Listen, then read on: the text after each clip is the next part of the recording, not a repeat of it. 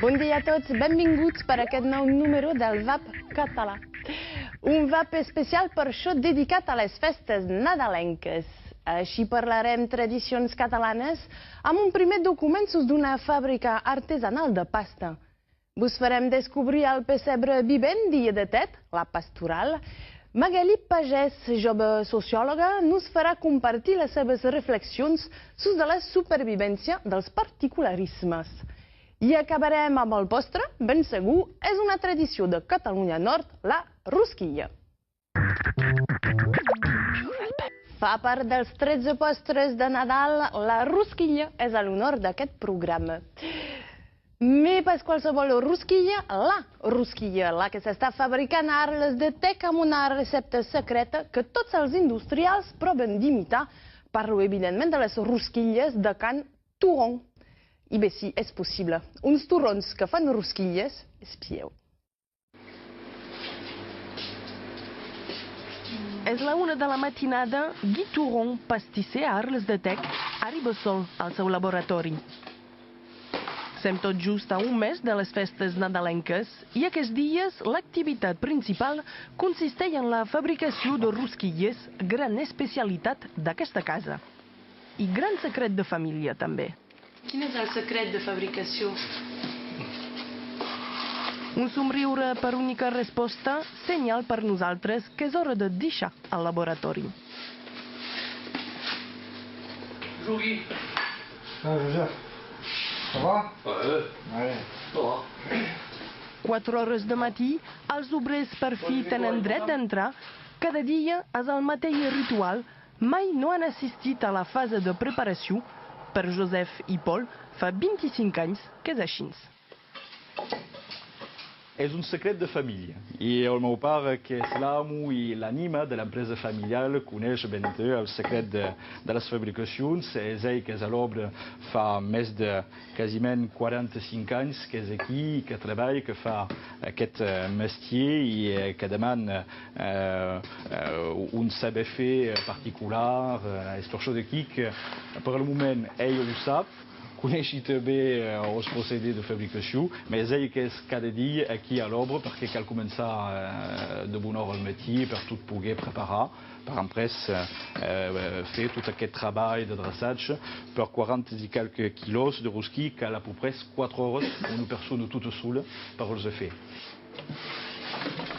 Hi ha una tradició familiar dels oficis de boca. El meu rebesavi havia començat el seu mestier de cuiner i pastissier a la vora dels anys 1850. I a comptat d'aquesta data, la família ha sempre continuat dins d'aquests mestiers, cuiner i pastissier. I la pastisseria ha estat creada per el meu besavi, Jaume, poc de temps après, als anys 1905, entre 1905 i 1910. I les primeres rosquilles han estat fabricades en aquesta època. I des d'aquesta època quasi res no ha canviat. Les màquines tenen aquí una plaça molt limitada. Tot fet a mà. Tot fet a mà. És per això que pren molt temps per els fer. Del moment de la preparació de la pasta al matí, en el moment dels buidats dins la caixa, tot se fa a la mà, el glaçatge, doncs és per això que pren molt de temps.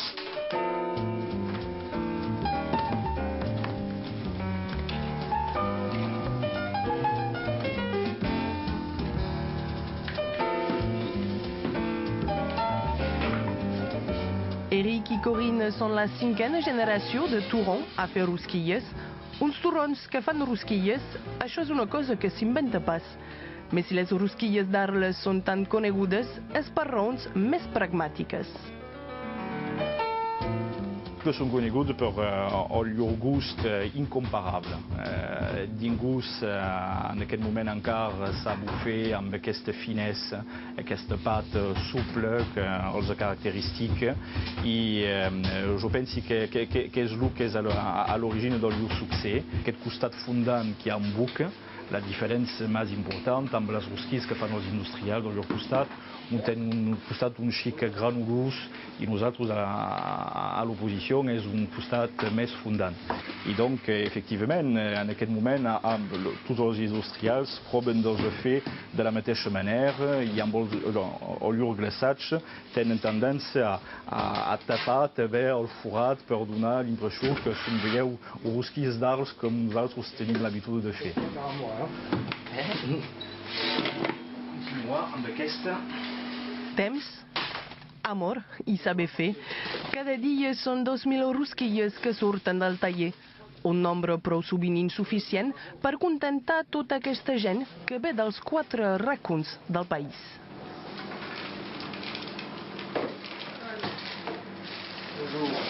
Des rosquilles, s'il vous plaît.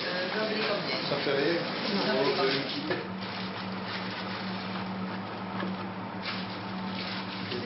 Per què veniu a cercar les rosquilles? Perquè són les més bones del país. Venen d'un poc per tot, de Perpignan, de tot el departament i encara de més lluny. I si n'hi ha pas pus, n'hi ha pas pus. És acabat. I en tenen pas. Si venen massa tard, n'hi ha pas pus. A la fin del dia n'hi ha pas pus. I a la fin de la matinada també. Com en fem dos cops, a la fin de la matinada n'hi ha pas pus i a la fin de la tarda tampoc. Cal esperar el dia següent.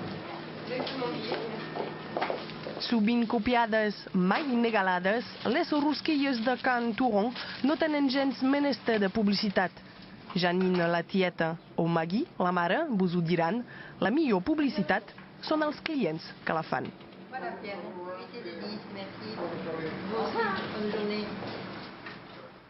I bé, aquest cop ja està.